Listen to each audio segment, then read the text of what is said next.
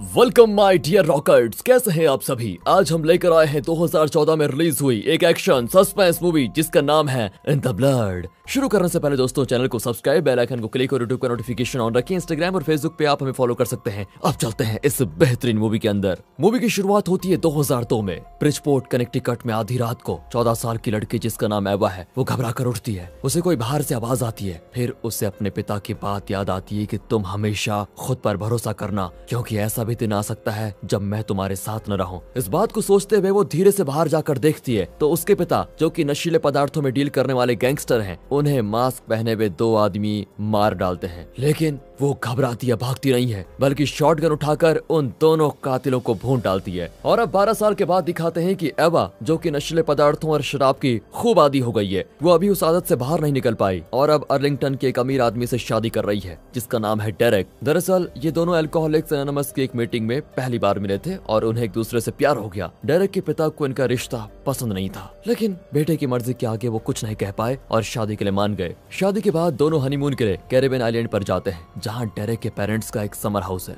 दोनों वहीं स्टे करते हैं और उस आइलैंड में खूब एंजॉय भी। एक शाम दोनों ड्रिंक कर रहे होते हैं। अचानक डेरेक कहीं चला जाता है, लेकिन एवा से कहता है कि मेरे आने तक तुम कहीं मत जाना। उसके जाने के बाद वहाँ मैनी नाम का एक आदमी आकर एवा से बात करने लगता है। इतने में डेरेक वापस आ जाता है। मैनी वहाँ पर दोनों से बहुत ही अच्छे से पेश आता है। वो दोनों को नाइट क्लब में इनवाइट करता है। दोनों वहाँ जाते भी हैं, लेकिन जब वे डांस करने लगते हैं तो बिग बिज नाम का एक गैंगस्टर एवा को छेड़ने लगता है। डेरेक उसे रोकता है तो वो डेरेक को पंच पे पंच मारने लगता है। अब एवा गुस्से में गैंगस्टर को ही नहीं बल्कि उसके रास्ते में आने वाले हर आदमी से भिड़ जाती है। वो इतने गुस्से में होती है कि एक बार तो डेरेक उसके आगे आता है तो वो डेरेक को भी लात मारने जाती है, लेकिन उसकी आवाज को सुनकर वो शांत होती है। फिर मैनी उन दोनों को एक कैब में बिठाकर घर भेजता है। मैनी एवा से बहुत ही इंप्रेस हो जाता है, लेकिन डेरेक को उसकी चिंता होने लगती है। यहाँ नाइट क्लब में बिग बस बहुत ही गर्म हो जाता है। उसके गैंग का लीडर, जिसका नाम लुगो है, वो उसे चुप कराता है। अब अगली सुबह कोई उनके दरवाजे पर जोर से पीटता है। दरअसल मैनी उन्हें बताने आया था कि कल रात की घटना के बाद उस गैंग के आदमी डेरेक और एवा की तलाश कर रहे हैं और किसी भी वक्त वो यहाँ पर आ सकते हैं। ये दोनों बड़ी टेंशन में होते हैं कि अब क्या होगा, हम कैसे बचेंगे। तभी अचानक मैनी हंसने लगता है कि मैं तो मजाक कर रहा था, मैं तो आप लोगों को घुमाने के लिए आया था। जल्दी रेडी हो जाओ, हमें निकलना है। दोनों तैयार होकर उसके साथ निकलते हैं। मैनी उन्हें रेन फॉरेस्ट में जिप लाइन कोर्स के लिए लेकर जाता है। कम डिस्टेंस वाले कोर्स में तीनों खूब एंजॉय करते हैं, लेकिन जब 1 मील का डिस्टेंस करना होता है तो एवा घबराती है, क्योंकि उसे ऊंची जगहों से कूदने में बहुत डर लगता है। पर डेरेक और मैनी बहुत ही एक्साइटेड होते हैं और एवा को वहीं छोड़कर वे दोनों इस एडवेंचर को करने का फैसला करते हैं। पहले मैनी जाता है, लेकिन जब डेरेक की बारी आती है तो बदकिस्मती से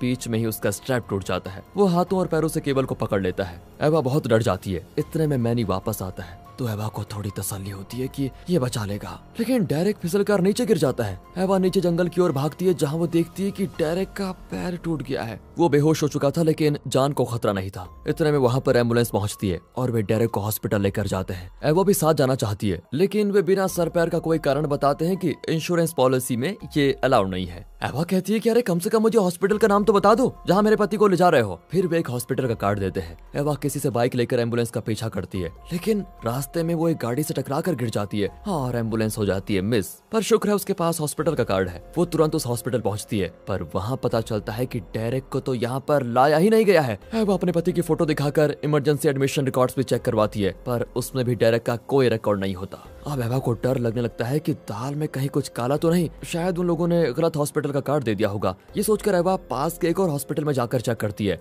वहाँ पर भी डेरेक नहीं आया था। अब बेचारी बेबस होकर उस आइलैंड के हर हॉस्पिटल में चेक करने पर मजबूर हो जाती है। उससे अपने पापा की याद आती है, जिन्होंने सिर्फ उसे लड़ना और गोली चलाना सिखाया था, लेकिन ऐसे सिचुएशन में क्या करना है उसे कोई आइडिया नहीं होता। फिर एवा शांति से सोचती है कि अगर डेरेक को किसी हॉस्पिटल में एडमिट नहीं किया गया तो शायद उसकी किडनैपिंग हुई है। वो आइलैंड के पुलिस स्टेशन में जाकर कंप्लेंट करती है तो उसे एक फॉर्म भरने को दिया जाता है। अगले दिन डेरेक की फैमिली आइलैंड पर आती है और वे भी एवा के साथ पुलिस स्टेशन जाते हैं। पुलिस स्टेशन में एवा से कुछ सवाल पूछे जाते हैं। पुलिस ऑफिसर, जिसका नाम गार्जा होता है, उसे जिप लाइन वालों पर शक होता है। वो एवा को ले जाकर वहाँ जाता है और ओनर से पूछता है, पर जिप लाइन का ओनर कहता है कि जिस दिन की आप बात कर रहे हैं उस दिन तो जिप लाइन बंद था। वो कहता है कि ऐसी कोई घटना यहाँ नहीं घटी है। एवा वहाँ के एक स्टाफ को पहचानती थी जो उस वक्त वहाँ मौजूद था, पर वो भी यही कहता है कि मैं इन्हें जानता तक नहीं। अब एवा गुस्से में उसका शर्ट पकड़कर पूछती है कि सच बताओ। इतने में ओनर गार्जा से कहता है ये औरत पागल लगती है, ये दूसरे कस्टमर्स को डरा देगी। फिर गार्जा एवा को लेकर स्टेशन जाता है। वहाँ वो एवा की एक वीडियो दिखाता है जो कुछ दिन पहले नाइट क्लब में लिया गया था। एवा कहती है कि एक आदमी मुझे छेड़ रहा था, मैंने अपनी सेफ्टी के लिए उसे मारा था, इसमें बुराई क्या है। फिर दोनों को ड्रिंक दिया जाता है। गार्जा पूछता है कि तुम्हारे अपने पति के साथ जो संबंध थे वो कैसे थे।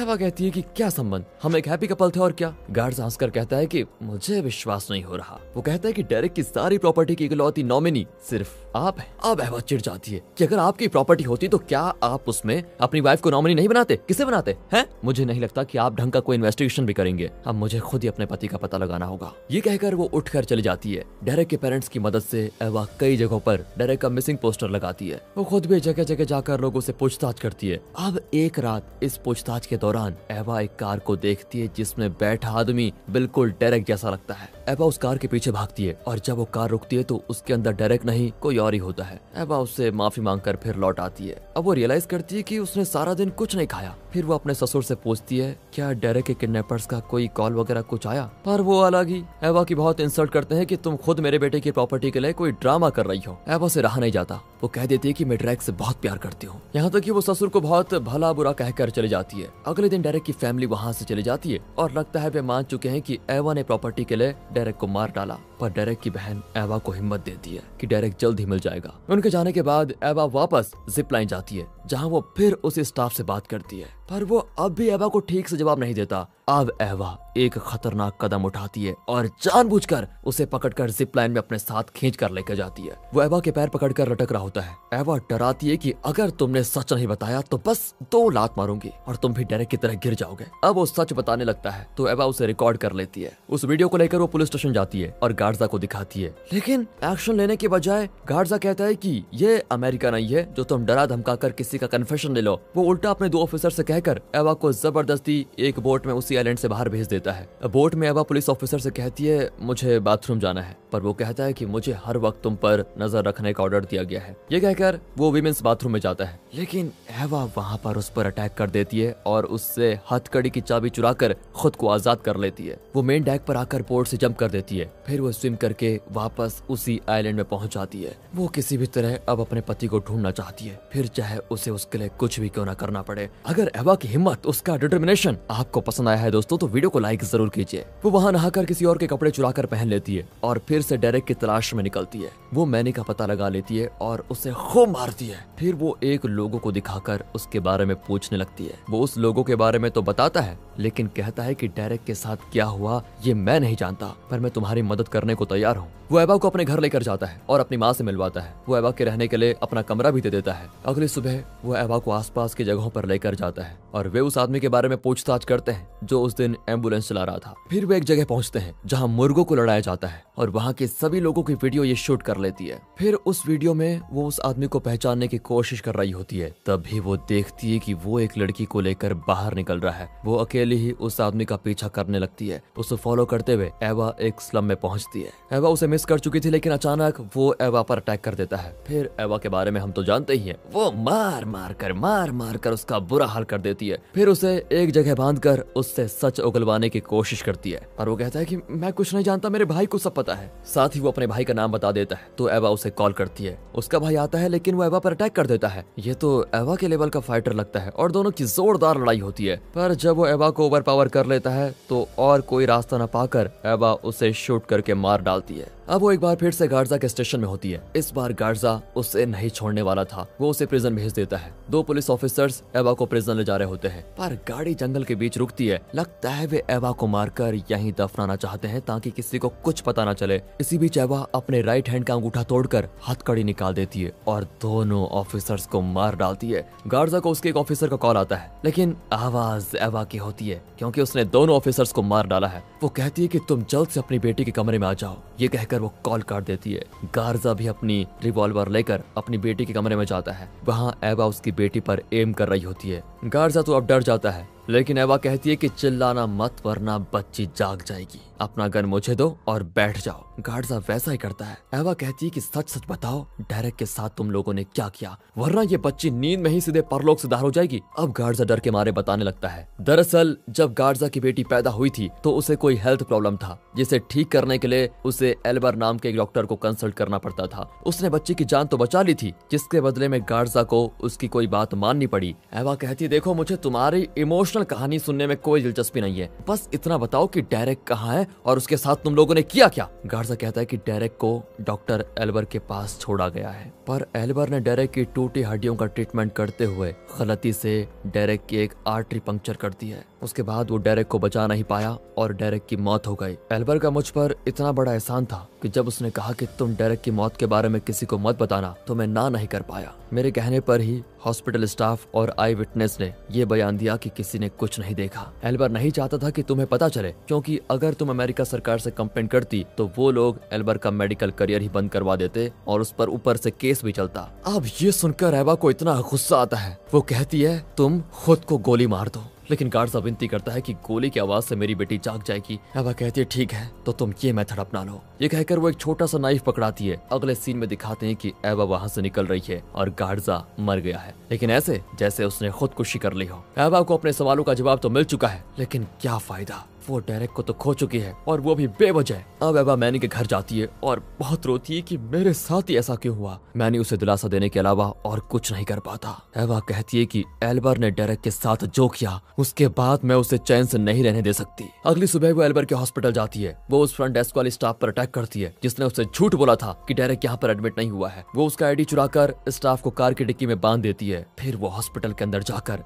एल्बर के मुंह पर प्लास्टिक कवर बांधती है और पूछती है डेरेक के साथ तुमने क्या किया। वो कहता है तुम सर्विलेंस स्क्रीन को देखो, तुम्हें पता चल जाएगा कि असली क्रिमिनल कौन है। एवा देखती है कि डेरेक जिंदा है और एक गैंग उसे व्हील चेयर में बैठा कर ला रहा है और ये कोई और नहीं लुगो है, उस गैंग का लीडर जिसके मेंबर ने उस रात नाइट क्लब में एवा को छेड़ा था। बदले में एवा ने उसे पीट दिया था। अब एवा को इतना गुस्सा आता है कि वो क्या करे, क्योंकि एल्बर ने गार्डजा से झूठ बोला। एवा उसके मुंह में गन दबाकर शूट करने वाली होती है, लेकिन एल्बर कहता है अगर मैं मर गया तो डेरेक का इलाज कौन करेगा, मुझे छोड़ दो। अगले सीन में एवा नर्स के भेस में होती है। एल्बर उसे लुगो से मिलवाता है। लुगो पूछता है क्या ये नई स्टाफ है। एल्बर कहता है कि हाँ, इस पर विश्वास कर सकते हैं, तुम फिक्र मत करो। ये कहकर वो एवा को अंदर लेकर जाते हैं। वहाँ एवा लुगो को बेहोश करने की कोशिश करती है, लेकिन दवा काम नहीं करती। अब लुगो को एवा पर शक होने लगता है, लेकिन इतने में एवा अपनी गन निकालकर लुगो और उसके आदमियों को अपने कंट्रोल में कर लेती है। वो लुगो पर गन पॉइंट करती है और पूछती है सच बताओ वरना शूट कर दूंगी। लुगो बताता है कि मुझे एक रेयर टाइप का कैंसर है जिसे मल्टीपल मियोलोमा कहा जाता है, इसीलिए मैंने एल्बर को एक मोटी रकम दी और एक ऐसे डोनर को अरेंज करने को कहा जो मुझे अपना बोन मैरो दे सके। जब एल्बर को पता चला कि डेरेक एक सुटेबल डोनर है तो उसने तुरंत मुझे बता दिया डेरेक के बोन मैरो से मेरा कैंसर ठीक हो सकता है। पर एवा उसकी कोई बात सुनने को तैयार नहीं होती और डेरेक को वहाँ से बाहर लेकर चली जाती है। एवा और डेरेक वहाँ से बचने की कोशिश करते हैं, लेकिन लोगों के आदमी उन पर गोलियों की बौछार कर देते हैं। फिर भी वे किसी तरह वहाँ से बच निकलते हैं। मैनी उनकी मदद करता है, यहाँ तक कि उस आइलैंड के बच्चे लोगों और उसके आदमियों पर कुछ चीजें फेंककर उन्हें रोकने की कोशिश करते हैं। एवा, मैनी और डेरेक भागकर एक गांव पहुंचते हैं। गांव वाले उन्हें एक जगह सेफ रहने को कहते हैं और लोगों के आदमियों से लड़ने लगते हैं। आखिर लोगो एवा को पकड़ लेता है और दोनों का 1-on-1 फाइट होती है, लेकिन एवा के स्किल्स तो हमें पता ही है, वो लोगों को लॉक कर देती है। गांव वाले चीयर करते हैं कि लोगों को मार डालो, खत्म कर डालो, लेकिन तभी वहाँ पर बिग बस आता है और एवा से चाकू लेकर खुद ही लोगों को खत्म कर देता है। वो एवा से कहता है कि तुम अपने पति को लेकर आइलैंड से चले जाओ और अगले सीन में डेरेक और एवा मैनी से विदा लेकर एक स्पीड बोट में वापस जाते हैं। और इसी के साथ दोस्तों ये मूवी यहाँ पर खत्म होती है। वैसे दोस्तों, जब गार्डजा ने बताया कि डेरेक मर चुका है, अगर एवा उसकी बात मानकर वापस चले जाती तो क्या होता, जरा कमेंट करके बता दीजिए। बाकी मिलते हैं ऐसी मजेदार मूवीज के साथ, तब तक के लिए गुड बाय, ख्याल रखिए अपना, बहुत जरूरी है। And finally thanks for watching.